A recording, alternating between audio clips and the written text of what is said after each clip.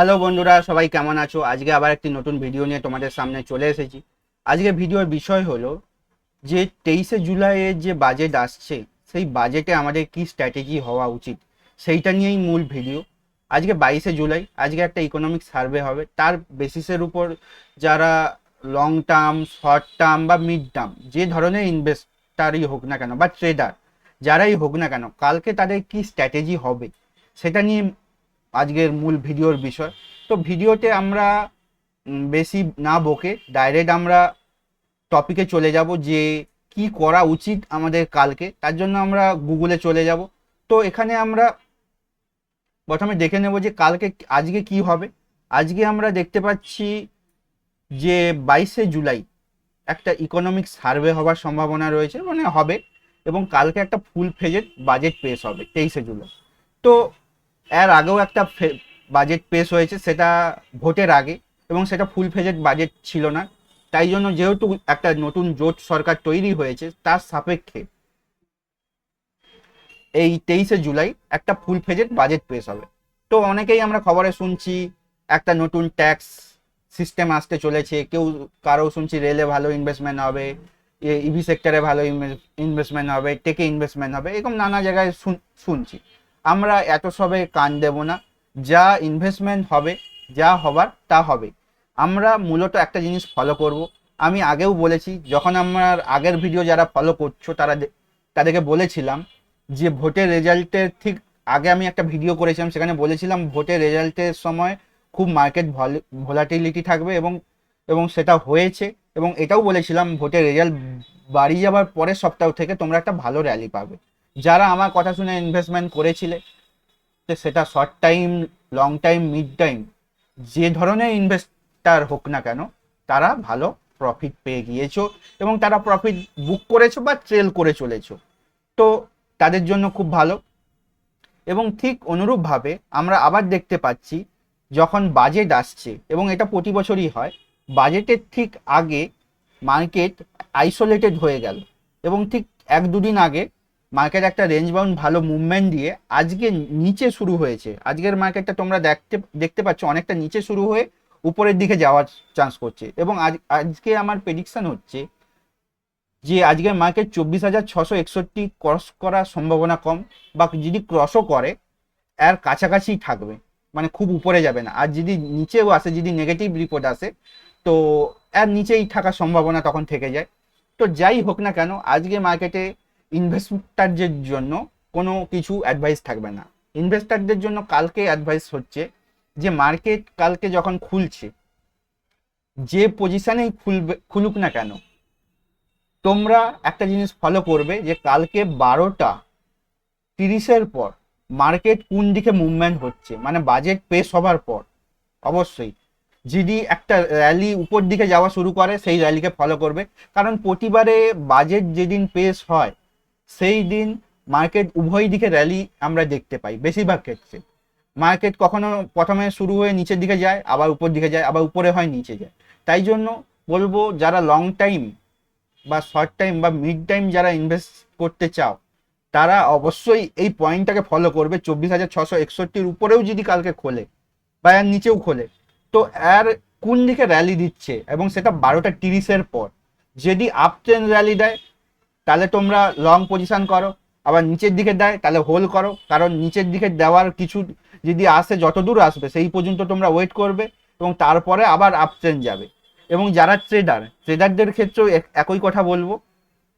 কারণ ট্রেডিংয়েও আমরা দেখি যে তাদের জন্য তো কালকে খুব মোক্ষম দিন, যে কালকে এসপার না হলে ওসপার। তো ট্রেডারদের জন্য বলবো তোমরা একটু স্টপ লস অবশ্যই লাগাবে, এবং র্যালিটা তোমরা উভয় দিকেই দেখতে পারো।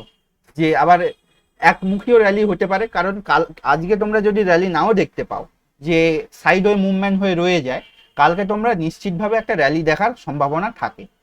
তো যদি আজকে থেকে কেউ কল বা পুট কিনে রাখো, অবশ্যই বলবো এটা করতে না। কারণ এটা হাই রিস্কি, এবং তাদেরকে যদি কিনে রাখো, তারা স্টপ লস লাগিয়ে কিনবে। এবং আমার স্ট্র্যাটেজি, যদি তোমরা কালকের প্রেডিকশান করা খুবই ডিফিকাল্ট, তো যারা সিপি উভয় কিনে রাখো, তো তোমাদেরকে দুটোই কিনে রাখতে হবে এবং দুটোতেই স্ট্রিক্টলি স্টপ লস লাগাতে হবে। তার কারণ একটা যদি মার্কেট যদি উপর দিকে যায় তাহলে তোমার সি হিট মানে পেয়ে যাবে এবং পুটে তোমার স্টপ লস হিট হয়ে যাবে। ঠিক অনুরূপভাবে যদি মার্কেট নিচের দিকে নামে কালকে রিপোর্টের পর, তখন তোমাদের পুট পেয়ে যাবে এবং সি স্টপ লস হিট হয়ে যাবে। তাই জন্য বলবো অবশ্যই কালকের দিনের তোরে তোমরা অবশ্যই স্টপ লস লাগিয়ে করবে এবং আজকে মার্কেট যেই ধরনের মুভমেন্ট নিক না কেন, যেমনই মুভমেন্ট নিক না কেন, তোমরা ওয়েট করবে যে আজকের দিনের জন্য তো ইনভেস্টমেন্টের জন্য আমি কোনো রকম পরামর্শ দিচ্ছি না, সেটা লং লং টার্ম বলো, শর্ট টার্ম বলো বা মিড টার্ম বলো, কাউকেই দিচ্ছি না। কালকে ওয়েট করবে এবং কালকে ঠিক মার্কেটের লাস্টে কি র্যালিটা রয়েছে সেই র্যালিকে ফলো করে তারপর ইনভেস্টমেন্ট করবে। যদি দেখো নিচের দিকে যাচ্ছে তাহলে হোল্ড করে যাবে আরও 1-2 দিন, কারণ যেই ধরনের বাজেট পেশ হোক না কেন তার ঠিক এক সপ্তাহ পর থেকে আবার আমরা র্যালি দেখতে পাবো। এটা আমি বারবার বলি, মার্কেট যত রকমের প্যানিক সিনারিও, ভোটের রেজাল্ট, যুদ্ধ, বাজেট, এই সময়গুলোতে হয় এবং কালকেও মার্কেট হাই ভোলাটাইল থাকবে এবং সেটা 100% থাকার চান্স রয়েছে। তাই জন্য একটু সেফলি স্টপ লস লাগিয়ে ট্রেড করবে।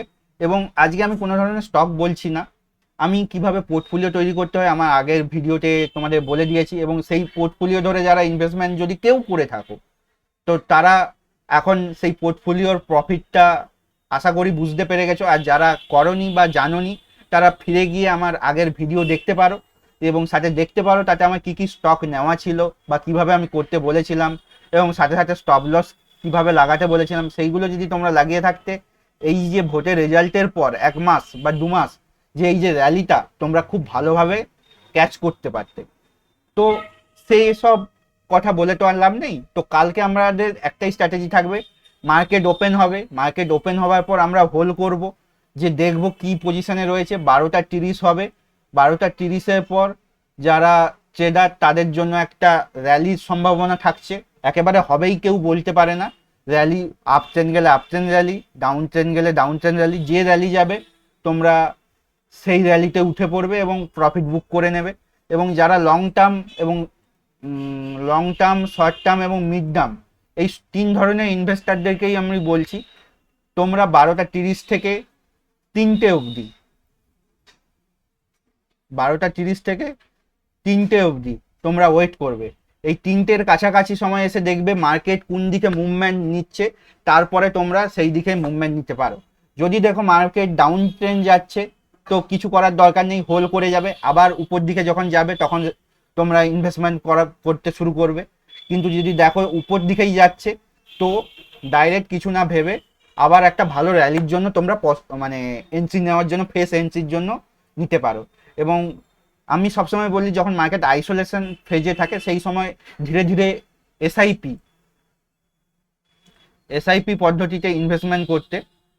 তো এই আইসোলেট ফেজে যারা ইনভেস্টমেন্ট করে ফেলেছে অলরেডি, ধরে নাও 15 তারিখ, তারা হোল্ড করে যাও, তারা এই সময় কোনো প্যানিক সেলিং করবে না, কোনো ধরনের ভয়ে। এই যে মার্কেট ওঠানামা করবে, মার্কেট ভোলাটাইল থাকবে, এই ভোলাটাইলিটি দেখে কেউ প্যানিক সেল করে বাড়িয়ে যাওয়ার দরকার নেই, কারণ এই বাজেট পেসের পরের সপ্তাহ থেকে মার্কেট আবার ধীরে ধীরে ধীরে ধীরে উপর দিকে উঠা শুরু করবে। এই যে সেল তোমরা দেখতে পাচ্ছ, এত বড় রেড ক্যান্ডেল বা এত বড় গ্রিন ক্যান্ডেল, এটা মূলত বাজেট সিচুয়েশনের জন্য তৈরি হয়েছে, যেমনভাবে ভোটের সময় তৈরি হয়েছিল তার জন্য ঠিক অনুরূপভাবে আবার তৈরি হচ্ছে।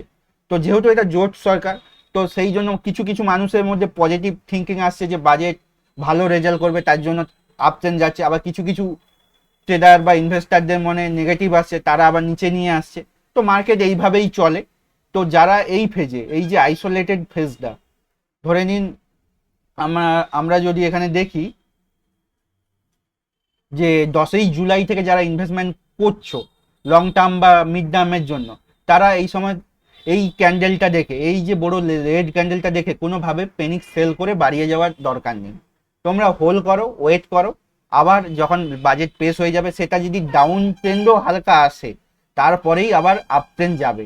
এবং যেহেতু সেম সরকারেরই রয়ে গিয়েছে, তাই জন্য পজিটিভ বেশি আমরা আশা করে থাকি যে বাজেটে ভালো একটা রেজাল্ট আসতে চলেছে এবং সেটা আপট্রেন্ড যাওয়ার সম্ভাবনাই বেশি লোক আশা করছে। তাই জন্য ভোটের পর এত বড় র্যালিটাও আমরা দেখতে পাচ্ছি এবং আমরা অনেক নিউজ শুনছি। সমস্ত নিউজ সবসময় যে সত্যি হয় তার কোনো গ্যারেন্টি নেই।